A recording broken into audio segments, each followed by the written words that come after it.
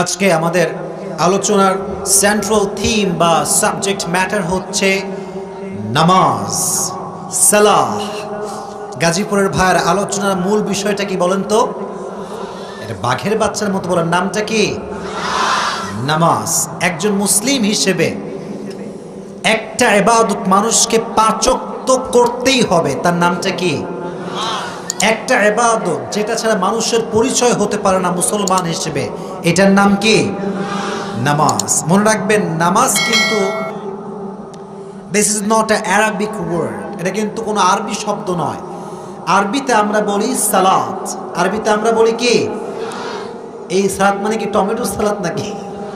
অনেকে ভাবছে টমেটো সালাদ মনে হয়। না না, এই সালাত মানে হচ্ছে নামাজ। তো নামাজ হচ্ছে ফার্সি শব্দ, আর সালাহ হচ্ছে কি শব্দ?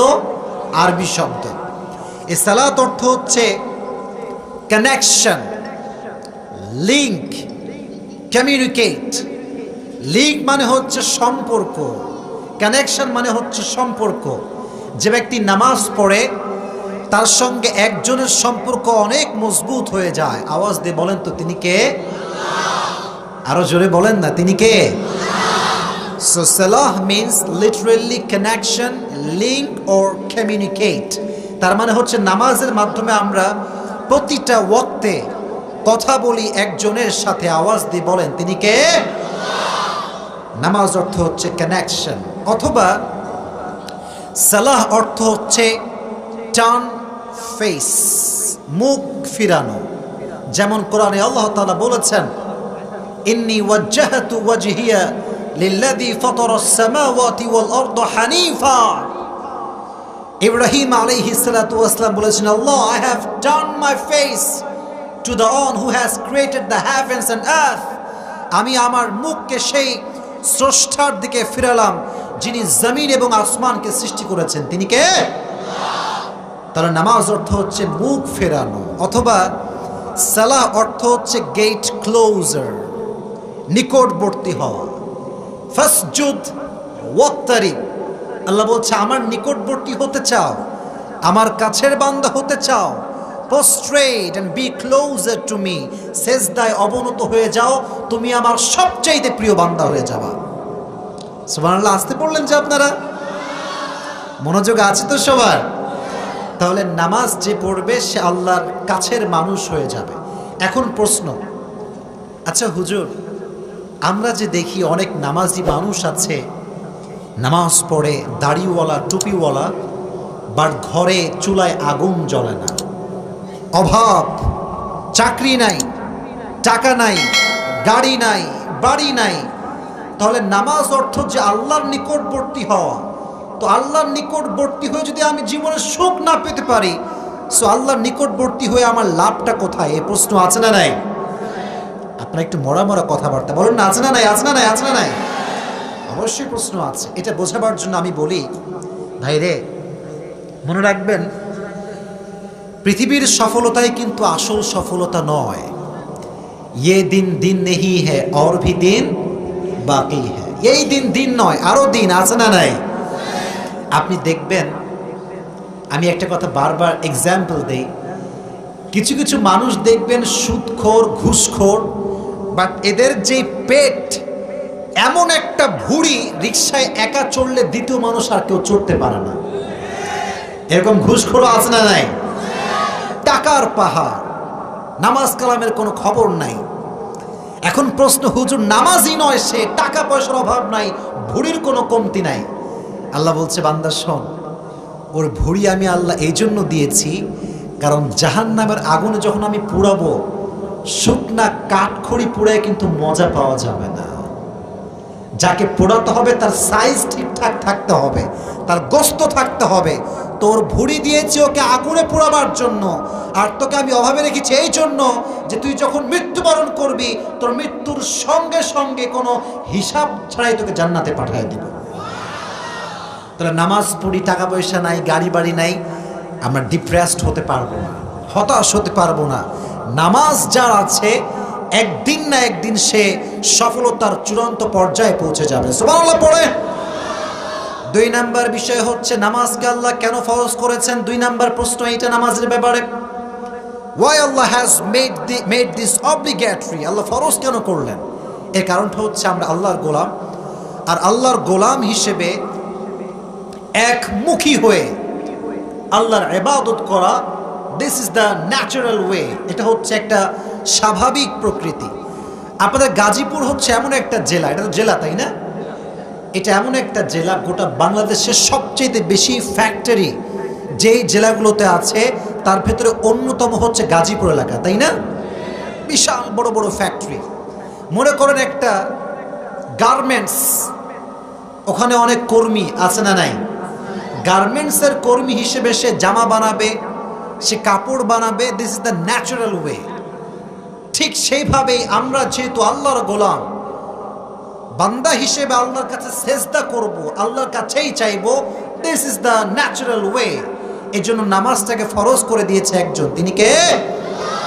আমি বলি মাঝে মাঝে, এই কপালটা যদি হয় আমাদের কলম, আর এই জমিনটা যদি হয় আমাদের খাতা, তাহলে প্রত্যেক দিন 5 ওয়াক্ত নামাজে সেজদার মাধ্যমে আমরা আল্লাহকে বলে দেই, আল্লাহ আমি তোমার গোলাম। ঠিক না বলেন যুবক ভাইয়ারা? আমরা লিখে দেই প্রত্যেক দিন যে আল্লাহ আমি তোমার গোলাম। এই যে মাহফিল করে যায়, রাত বেজে যায় 4টা 5টা, জেগেই থাকি ফজরের নামাজ যেন মিস না হয়ে যায়। কেন? কারণ ফজরের আজান হবে, সেজদা দিব, আল্লাহকে বলবো আল্লাহ আমি তোমার গোলাম। টাকা আছে আমার কাছে, বাট আমি ভুলি না আমি তোমার গোলাম। জোহরের সময় সব কাজ অফিস বাদ দিয়ে মসজিদে যাই, হাজিরা দিয়ে বোঝাই আল্লাহ আমি তোমার গোলাম। আসরে, মাগরিবে, এশারের সময় ঘুমাতে যাওয়ার আগেও সেজদায় গিয়ে বলি আল্লাহ আমি তোমার গোলাম। সুবহানাল্লাহ পড়লেন না আপনারা? এটা বোঝাবার জন্য আল্লাহ তাআলা আমাদের নামাজটাকে ফরজ করে দিয়েছেন। আচ্ছা বলেন তো প্রিয় ভাইয়েরা, নামাজ যে ব্যক্তি পড়ে না, সুদ খায় আবার ঘুষও খায়, এরকম অনেক লোক আমাদের রাষ্ট্রীয় আইনে, আমাদের বিভিন্ন পর্যায়ে, বিভিন্ন সিস্টেমে অনেক সম্মানের জায়গায় আসীন হয়ে আছে। এরকম লোকও আছে না নাই? আপনাকে বলতে ভয়টাই পাচ্ছেন নাকি? বলেন না, আছে না নাই? কারোর সাথে আমাদের শত্রুতা নাই, মারামারি নাই, বাট মাথায় রাখবেন একটা হাদিস, কিয়ামতের আগে এমন কিছু লোক বের হবে যারা অযোগ্য হবে, বাট যোগ্যতার চেয়ে তারা বসে যাবে, আর তখনই দেশের ভেতরে দাঙ্গা ফাসাদ শুরু হয়ে যাবে। ঠিক না বলেন? তো আমাদের মেসেজটা হচ্ছে এইরকম, যেই নেতা বা যেই ব্যক্তি আমাদের জন্য খেদমত করছে, কাজ করছে, সে যদি নামাজি না হয়, মুসলমান হিসেবে তাকে আমার নেতা মানতে প্রস্তুত নয়। ঠিক না বলেন? মুসলমানদের নেতাদের নামাজি হওয়ার দরকারটা যুবক ভাইরা, মুরব্বীরা আছে না নাই? নামাজ ছাড়া কোনো গতি নাই। এবার আসেন সুন্দর একটা প্রশ্ন, বলেন তো নামাজ পড়লে মানুষ গুনাহের থেকে বাঁচে কি বাঁচে না? আয়াতটা হচ্ছে ইন্নাস সালাতা তানহা আনিল ফাহশাই ওয়াল মুনকার। ভালো করে বুঝবেন, আমি কিন্তু এখন আমার গভীরতায় যাইনি, আমি আমার ভূমিকায় আছি। আচ্ছা, অনেক লোক আছে নামাজ পড়ে, অনেক যুবক আছে নামাজ পড়ে পর্নোগ্রাফিও দেখে। বলেন না, আছে না? আছে না? আছে না? আছে না? আছে না? আছে না? আছে। অনেক মুরব্বী আছে 5 ওয়াক্ত নামাজও পড়ে, আবার দেখবেন এলাকার মোড়ে চায়ের দোকানে বসে বসে মানুষের নামে গীবতও করে। আস্তে ঠিক বলেন, যে জোরে বলতে হবে তো, ঠিক না বেঠিক? আবার অনেক মেয়ে আছে দেখবেন, I'm really sorry to say that, I'm really sorry, but I must have to say, অনেক মেয়ে দেখবেন বোরকা পরে, হিজাব পরে, হাত মোজা, পা মোজাও পরে, বাট ঢাকার রমনা পার্কে বাদাম খায় আর প্রেম করে বেড়ায়। তো নামাজ মানুষকে গুনাহের থেকে বাঁচায়, বাট আমি নামাজ পড়ি, but still I am watching pornography. আমি এখনো পর্নোগ্রাফি দেখি, গান শুনি, হারাম রিলেশন করি, সুদ খাই, ঘুষ খাই। সো আল্লাহ বললেন নামাজ মানুষকে গুনাহের থেকে বাঁচায়, কিন্তু আমরা তো বাঁচি নাই। এবার বলেন আল্লাহর কথায় কি ভুল হতে পারে? সন্দেহ আছে মনে হয়, হতে পারে। তাহলে নামাজ পড়ে আমরা অন্যায় কেন করছি? এর কারণ নামাজ আমরা পড়ি, but most of the people নামাজকে নামাজের মতো পড়ি না। ঠিক না বলেন যুবকেরা? নামাজে দাঁড়ায় আল্লাহু আকবার দিয়ে সানা পড়ার আগে রুকুতে চলে যায়। আল্লাহু আকবার দিয়েছে, হাত বেঁধে সানা যে পড়বে, সূরা ফাতিহা যে পড়বে, আল্লাহু আকবার দিয়েই রুকু। আবার অনেকে দেখবেন যে 4 রাকাত নামাজ পড়তে 2 মিনিট লাগে। আছে না নাই বলেন বলেন? খালি মসজিদে আসে হাজিরা দিতে যে আমি ভাই নামাজি মানুষ, আমাকে কেউ বাজে কথা বলবা না, এসেই নামাজ 2 মিনিটে পড়ে খতম। মাথায় রাখবেন, এই নামাজ পড়ার চাইতে না পড়াই বেশি উত্তম। আল্লাহ আপনার কাছে কোনো ঠেকা নয়, আপনাকে সেজদা করতে হলে সুন্দর করে করতে হবে। আপনি নামাজকে অসম্মান করার কোনো অধিকার রাখেন না। 1 নাম্বার, নামাজকে আমরা নামাজের মতো পড়ি না। 2 নাম্বার, নামাজে আমরা যা পড়ি তা আমরা বুঝি না। আমি যদি আজকে প্রশ্ন করি যে সূরা ফাতিহার অর্থ কে বলতে পারবে, একদম from beginning to the last, বেশিরভাগই মানুষ কিন্তু পারবে না। কথা ঠিক আছে না যুবক ভাইয়েরা? পারবে না। আবার এই যে আপনি, আচ্ছা আমরা রুকুতে গিয়ে কি পড়ি গাজীপুরের ভাইয়েরা? একটু বলেন না কি পড়ি? মাশাআল্লাহ। যখন উঠে যাই তখন কি পড়ি? আহা, যখন উঠি তখন তো রব্বানা, মাশাআল্লাহ। সেজদায় গিয়ে কি পড়ি? সুবহান রাব্বিয়াল আলা। অনেক অনেক যুবক আছে এখানে এবং বাংলাদেশে যারা সুবহান রাব্বিয়াল আযীমের অর্থ কি এটা বলতে পারবে না। অনেক যুবক আছে সুবহান রাব্বিয়াল আলার অর্থ কি এটা বলতে পারবে না। তো নামাজ যে খারাপ কাজ থেকে বাঁচায় কখন? যখন আপনি নামাজে যা পড়ছেন তা বুঝে পড়বেন যখন, ঠিক কিনা বলেন? তাহলে 1, নামাজকে আমরা নামাজের মতো পড়ি না। 2, নামাজে আমরা যা পড়ি তা আমরা বুঝি না। 3 নাম্বার, এটা আমার শেষ কথাই এই ব্যাপারে, নামাজের ভিতরে আমরা দাঁড়াই বাট আমাদের মন কিন্তু নামাজে থাকে না। কারো মন থাকে টিকটকে, কারো মন থাকে ফেসবুকে, কোন যুবকের মন থাকে এই বুঝে আমার গার্লফ্রেন্ড আমাকে টেক্সট করলো মনে হয়। নামাজে মন নাই, কনসেন্ট্রেশন নাই। সে নামাজ পড়ছে আর মন আছে ঢাকাতে, গুলশানে ঘুরে বেড়াচ্ছে, বসুন্ধরা সিটিতে শপিং করছে, মন নাই। তার মানে দেহ আছে কিন্তু এখানে মন নাই। সাহাবা একরাম কেমন করে নামাজ পড়তো একটু হাদিসগুলো শুনে নেন। তাকবীর দেন আমার সাথে, লিল্লাহি তাকবীর।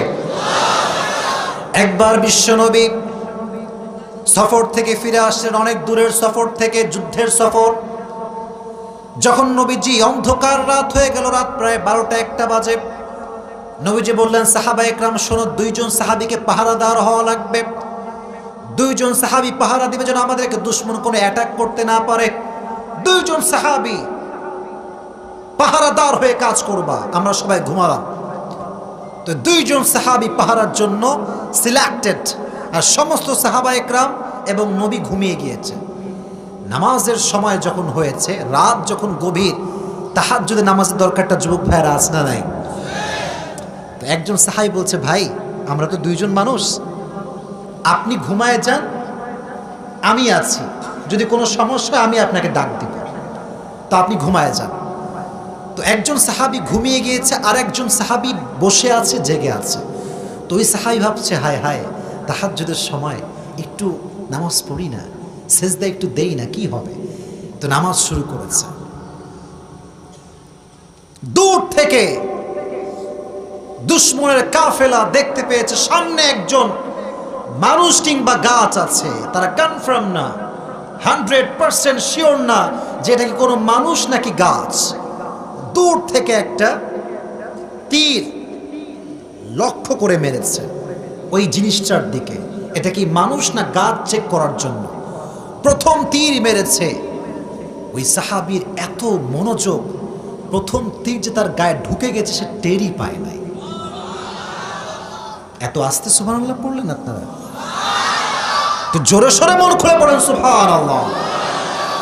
এবার কাফেররা আবার একটা তীর নিক্ষেপ করেছে, এবার ওই তীরটা বাম বাহুতে ঢুকেছে। ওই তীরটা বড় বিষাক্ত তীর ছিল, বিষাক্ত তীর। সাহাবী বুঝেছে আমার পিঠে তীর ঢুকেছে, ডানেও তীর বামেও তীর। উনি খুব দ্রুত নামাজটা শেষ করলেন। ওনার রক্ত যখন পড়েছে নিচে, ওই সাহাবীর ঘুম ভেঙে গেছে।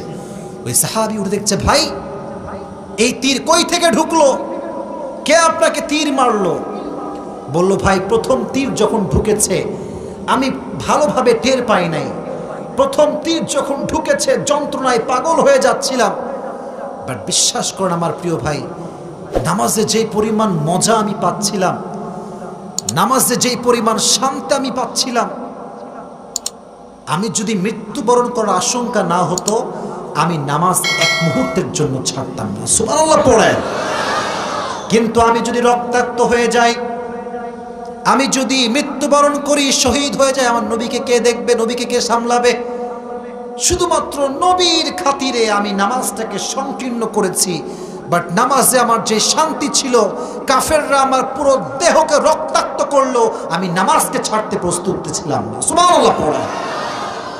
This is called concentration of salah. এটা হচ্ছে নামাজের মনোযোগ। আমাদের নামাজের মনোযোগটা হচ্ছে এইরকম। আমি অনেক মানুষকে দেখেছি আমার পার্সোনাল লাইফে, অনেক মানুষ যে নামাজের মাঝে কথাই বলতে হয় না এটাই বোঝে না। এক মুসল্লিকে সেদিকে দেখেছিলাম, আমাদের বাবার মসজিদে নামাজ পড়ছি, এটা মেবি জোহরের নামাজ। কিসের নামাজ? গরমকালে।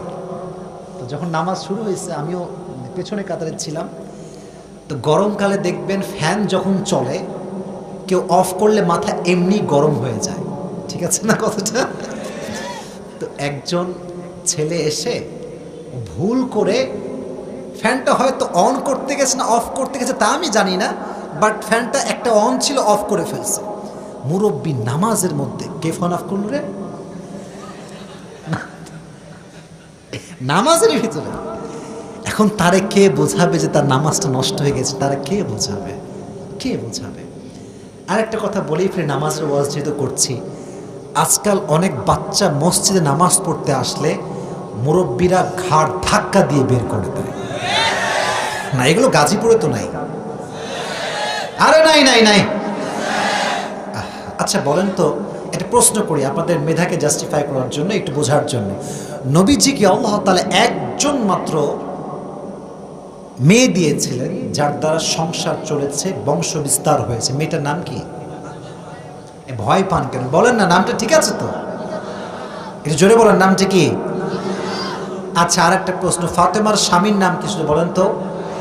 মাশাআল্লাহ। এবার লাস্ট প্রশ্ন, ফাতেমাকে আল্লাহ তাআলা দুইজন ছেলে দিয়েছিলেন,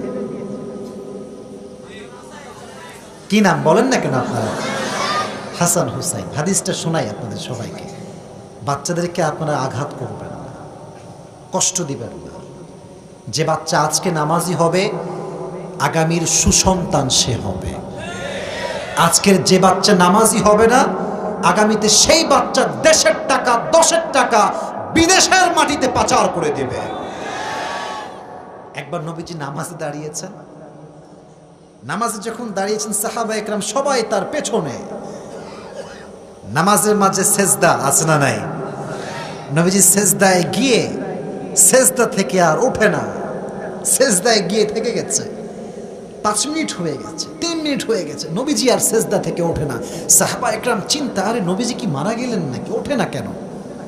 তো এটা হচ্ছে ইমামের মুসল্লা, এটা হচ্ছে ফার্স্ট সফ, প্রথম কাতার। তো একজন সাহাবী ভাবছে আমি একটু উকি মেরে দেখি নবীজির হলোটা কি। তা আমার দিকে তাকান, আমার একটু বডি অ্যাক্টিংটা দেখেন। ওই সাহাবী সেজদার থেকে একটু উকি মেরেছে, নবীজির হইলটা কি, ওঠে না কেন? তো চোখ পড়তেই দেখছে নবীজি ঠিক ঘাড়ের উপরে সেজদায় নবীজি আছেন, আর নবীজির ঘাড়ে হাসান রাদিয়াল্লাহু তাআলা আনহু চড়ে বসে আছে। সুবহানাল্লাহ, আসতে পড়লেন। ওই সাহাবী ভাবছে আরে এটা কি অবস্থা, নবী তো উঠতে পারছেন না, নাতির ভরে উঠতে পারছেন না। তো ওই সাহাবী হাসানকে নামাবার জন্য সেজদার থেকে হাত বাড়ায় দিয়েছেন নামাবে বলে। আমার নবীর কি মেসেজ, কি সুন্দর শিক্ষা। নবীজি ওই সাহাবীর হাত ধরে বসেছে। কেন? বলছে আমার নাতি যতক্ষণ পর্যন্ত সেজদায় আছে আমি নবীও সেজদায় থেকে যাব। সুবহানাল্লাহ পড়েন। What a beautiful message man. আর আমরা মুরব্বীরা যারা আছি, যুবক যারা আছি, বাচ্চারা একটু দুষ্টামি করলে নামাজ শেষ করে ওই মসজিদের ভেতরে একটা মিনি কিয়ামত হয়ে যায়। এর বাপের নাম কি রে, কই থেকে আসছে রে, এরা আর কেউ আসতে দিবি না, এরকম আছে না নাই? নবীজি এরকম করেন নাই। কি সুন্দর ব্যবহার, কি সুন্দর ভালোবাসা। আমি তো গাজীপুরের একটা ভিডিও দেখেছিলাম অনেক আগে, যে গাজীপুরে কোনো এক এলাকাতে বাচ্চাদেরকে 40 দিন মসজিদে 5 ওয়াক্ত নামাজ জামাতের সঙ্গে পড়ার কারণে সাইকেল উপহার দেওয়া হয়েছে। সুবহানাল্লাহ পড়লেন না? এই উদ্যোগ আপনারাও নেবেন, এলাকাটাকে সুন্দর করবেন। এলাকার যুবক, মুরব্বী এবং ছোট্ট বাচ্চারা যদি নামাজি হয়ে যায়, গাজীপুর এলাকার থেকে সোনার সন্তান বের হবে, ঠিক কিনা বলেন? অতএব নামাজে বাচ্চারা আসলে ছাড় দিবেন, সুযোগ দিবেন। রাজি আছেন তো ইনশাআল্লাহ? তাহলে নামাজ আমরা পড়ি, বাট অন্যায় থেকে বাঁচতে পারি না। কারণ বললাম কয়টা? এই তো এদিকে শুনেছি, ওদিক থেকে শুনি নাই। বলেন না কয়টা? এক, নামাজ আমরা নামাজের মতো পড়ি না, এটাকে আমরা বলি ঢিপ, খালি ঢিপ মারি, উঠে বসে শেষ। 2 নাম্বার, নামাজে আমরা যা পড়ি তা আমরা, বলেন না, নামাজে আমরা যা পড়ি তা আমরা বুঝি না। 3 নাম্বার কারণ হচ্ছে নামাজ আমরা পড়ি বাট দেহ থাকে এইখানে, মন আমাদের থাকে না। এই 3টা কারণ থেকে বাঁচবে যে তাকে নামাজের মাধ্যমে সমস্ত গুনাহের থেকে বাঁচাই দিবে একজন। আওয়াজ দিয়ে বলেন তিনি কে? এবার আল্লাহ রাব্বুল আলামিন বলছেন, الذين إن مكناهم في الأرض أقاموا الصلاة وآتوا الزكاة وأمروا بالمعروف। এই দেশ যদি হয় ইসলামিক দেশ, খলিফা যদি হয় মুসলমান, রাষ্ট্র যদি হয় মদিনার একটা সুন্দর সিস্টেমে, তাদের প্রথম কাজ এটা হবে, তারা পৃথিবীতে সর্বপ্রথম যে আইন জারি করবে সে আইনটার নাম হবে, আমার দেশে থাকতে হলে নামাজ যে পড়বে না তার দেশে থাকার কোনো অধিকার থাকবে না। এটা আমার কথা না, এটা কোরআনের কথা। আপনি কোরআন খোলেন, কোরআন থেকে বলছি, ইম্মাক্কান্নাহুম ফিল আরদি আকামুস সালাহ। প্রথম তারা যে আইন জারি করবে এটা হচ্ছে নামাজ। মাথায় রাখবেন, এই দেশ যত ফ্যাক্টরি আছে, যত কোম্পানি আছে, প্রত্যেকটা কোম্পানির এমডি যদি লিখে দেয় তাদের গেটে যে আমার কোম্পানিতে জব করতে হলে 5 ওয়াক্ত নামাজ ছাড়া কোনো গতি নাই, তার যারা কর্মীরা আছে নামাজ ছাড়া থাকতে পারবে? বলেন থাকতে পারবে? আল্লাহ বললেন নাকামুস সালাহ, তারা নামাজকে বাধ্যতামূলক করবে। অতএব আমি বিশ্বাস করি আজকে আমার আসিফের স্পষ্ট বক্তব্য হচ্ছে এরকম, যখনই জোহরের নামাজের আজান হয়ে যাবে, স্কুলগুলোতে প্রধান শিক্ষক ইমাম হবে আর ছাত্ররা তার পেছনে নামাজ আদায় করবে। কলেজ যখন আজান হয়ে যাবে, কলেজের ভাইস প্রিন্সিপাল ইমাম হবে, তার পেছনে হাজার হাজার শিক্ষার্থী মুসল্লি হয়ে দাঁড়িয়ে যাবে। জোহরের আজান যখন হয়ে যাবে, বাংলাদেশের পার্লামেন্ট যেটা আছে, সংসদ ভবনে যখনই আজান হবে, প্রধানমন্ত্রী কিংবা ওখানকার যে সংসদ সদস্য আছে সে ইমাম হবে আর সমস্ত নেতা তার পেছনে মুসল্লি হিসেবে দাঁড়িয়ে যাবে। র্যাব ক্যাম্পে র্যাবের প্রধান হবে ইমাম, পুলিশ ক্যাম্পে পুলিশের ইমাম যে হবে সে হবে ডিসি, এসপি বা কমিশনার। দেশের চিত্র যদি হয় এরকম, কমিশনার সাহেব নামাজি, ডিসি সাহেব নামাজি, প্রধানমন্ত্রী নামাজি, র্যাবের প্রধান নামাজি, এমপি নামাজি, বিএনপি নামাজি, আওয়ামী লীগ নামাজি, জাতীয় পার্টি নামাজি, তাবলিগ নামাজি, সব দল নামাজি, দেশে কি আর দুর্নীতি থাকবে? এত আস্তে কেন বলেন? থাকবে? ডাকাতি থাকবে? চোর কোন জিনিসকে চুরি করবার আগে তার হাতটা থরথর করে কাঁপবে, ঠিক না বলেন যুবকেরা? নামাজকে বাধ্যতামূলক করতে হবে, এছাড়া কোনো গতি আমাদের দেশে নাই। বলেন তো, নবীজির একজন সাহাবী যিনি খলিফাতুল মুসলিমিন ছিলেন এবং যিনি নবীকে হত্যা করতে এসে তরবারিকে ফেলে দিয়ে কালেমা পড়ে মুসলিম হয়েছিলেন, তার নামটা কি? হযরতে ওমর। সবার থেকে শুনতে চাই, নামটা কি? এই নামটা শোনেন নাই এমন কোন মুসলমান কি এই দেশে আছে? ওমর ফারুক রাদিয়াল্লাহু তাআলা আনহু। দেখেন নামাজের ইম্পর্টেন্স কত বেশি, গুরুত্ব কত বেশি।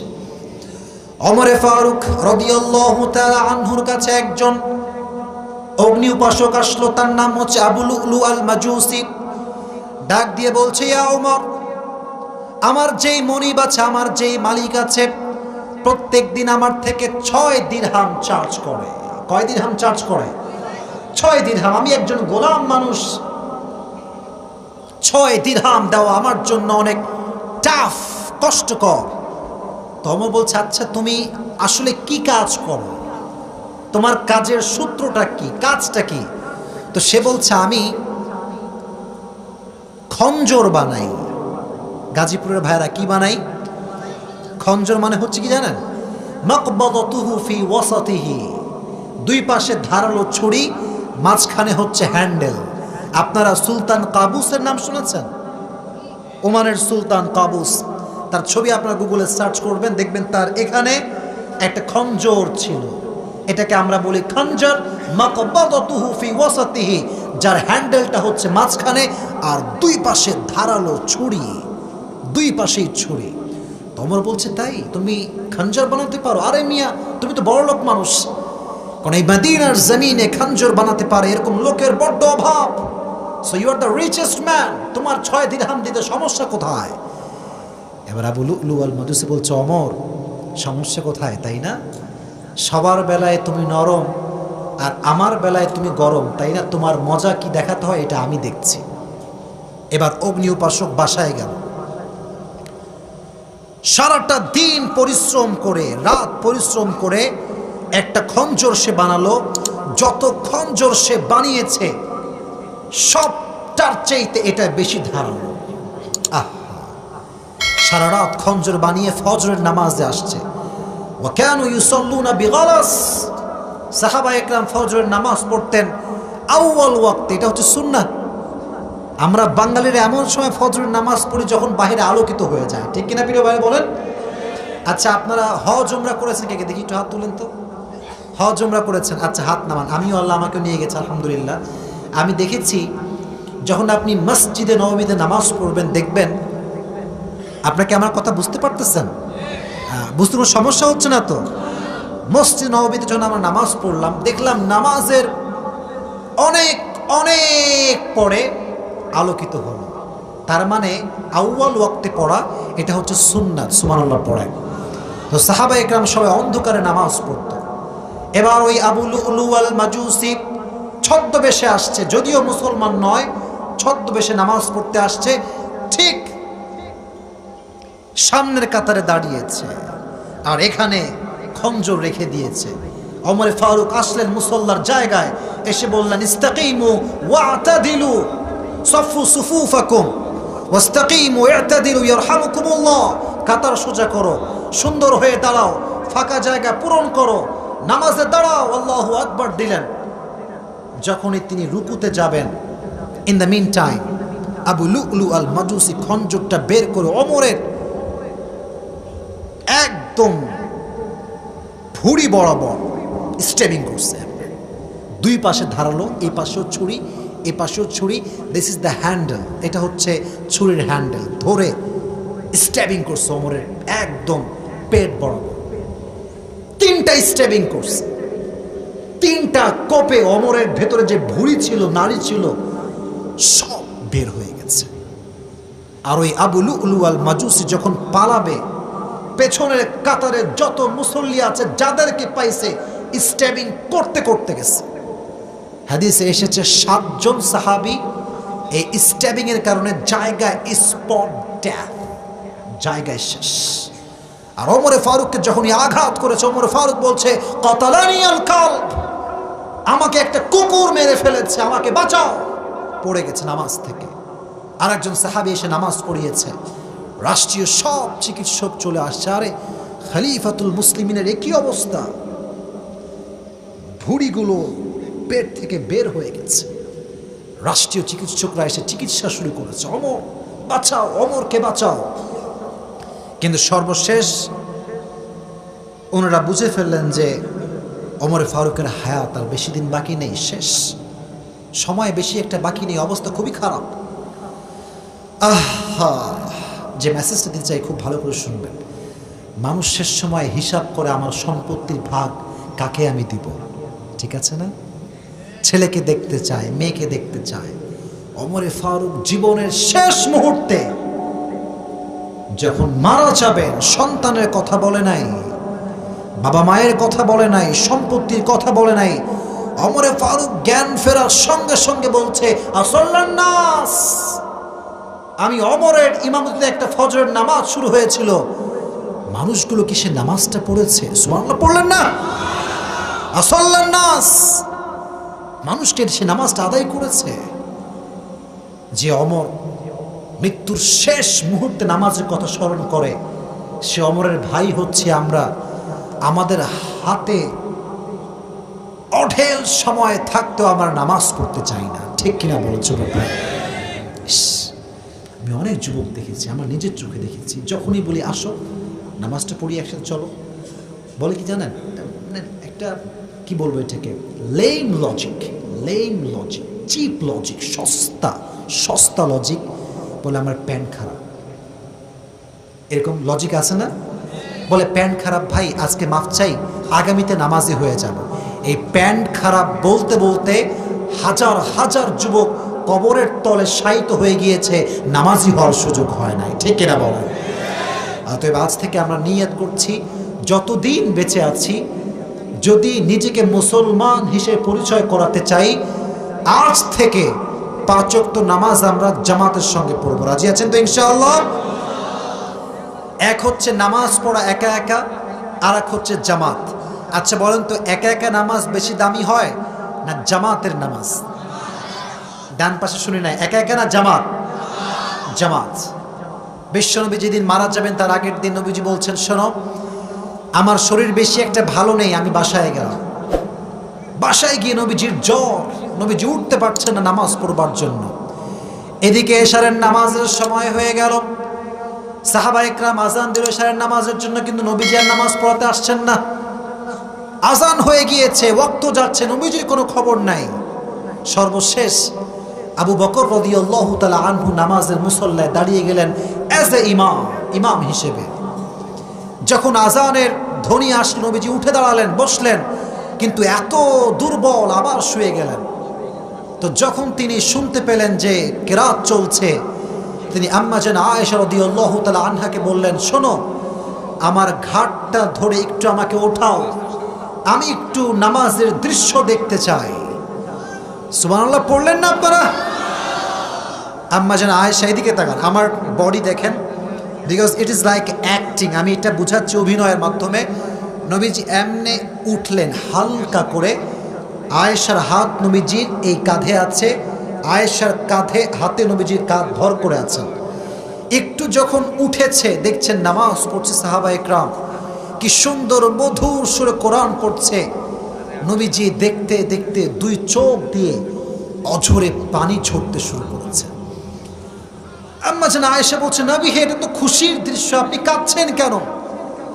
আপনার চোখে পানি কেন? আপনি কাঁদছেন কেন? নবীজি বলছে, ইয়া আয়েশা শোনো, আমার চোখে যে জামাতটা আমি দেখছি আজকে সচক্ষে, এই জামাতকে প্রতিষ্ঠা করবার জন্য আমি নবীকে তায়েফের ময়দানে রক্ত ঝরাতে হয়েছে, অনেক সাহাবীকে জীবন দিতে হয়েছে, আমি নবীজির দান মোবারককে শহীদ করতে হয়েছে। সুবহানাল্লাহ পড়লেন না? এই চোখের পানি এটা কষ্টের পানি নয়, এটা আমার সুখের খুশির পানি, আমি খুশিতে কান্না করছি। নবীজি রাত চলে গেল, ফজরের নামাজের সময় হলো, নবীজি নামাজ পড়লেন।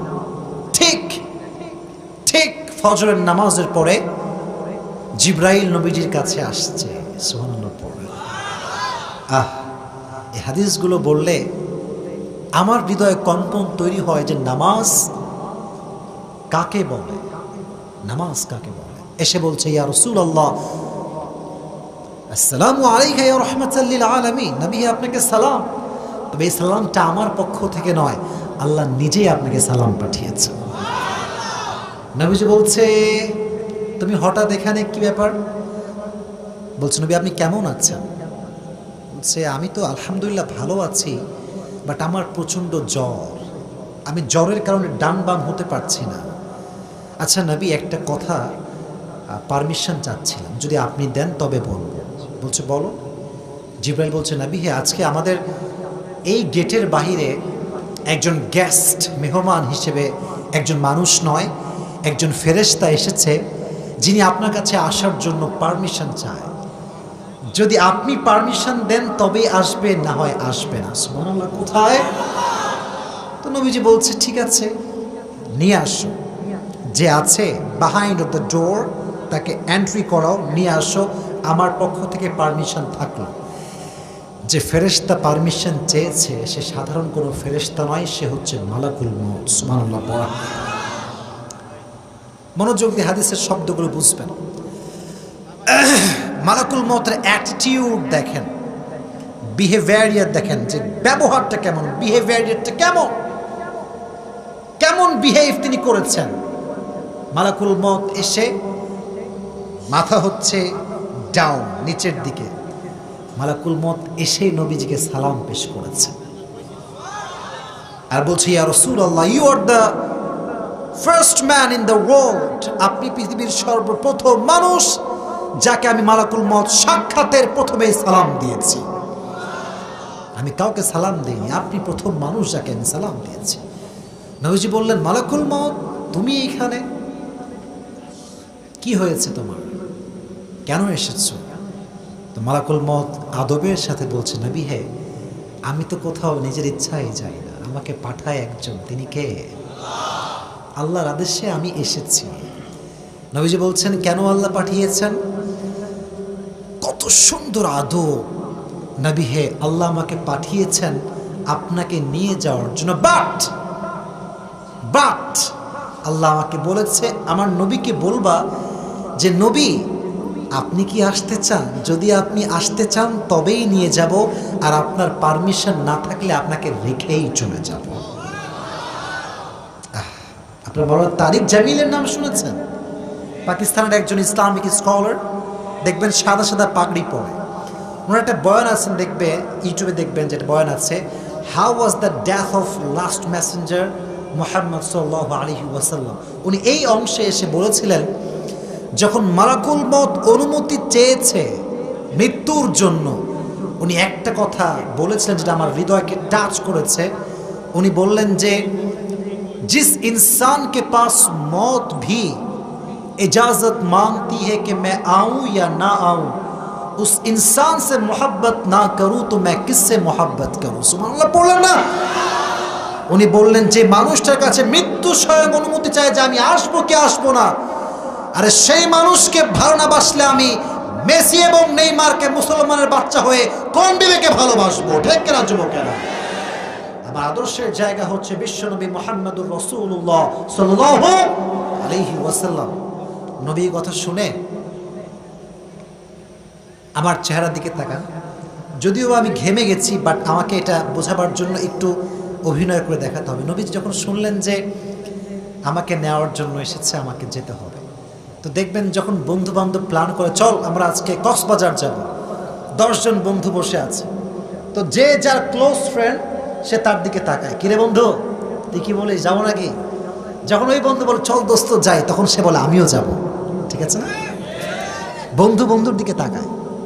তো নবীজি শেষ মুহূর্তে জিব্রাইলের দিকে তাকায় আছে, বলছে, আচ্ছা জিব্রাইল, হোয়াটস ইউর ওপিনিয়ন, তুমি কি বলো, আমি কি করব, আমার কি করা উচিত? তো জিব্রাইল বিনয়ের সঙ্গে বলছে, নবী হে, আপনার জন্য আল্লাহ রাব্বুল আলামিন আরশে আজিমে আপনার সাক্ষাতের অপেক্ষায় বসে আছে।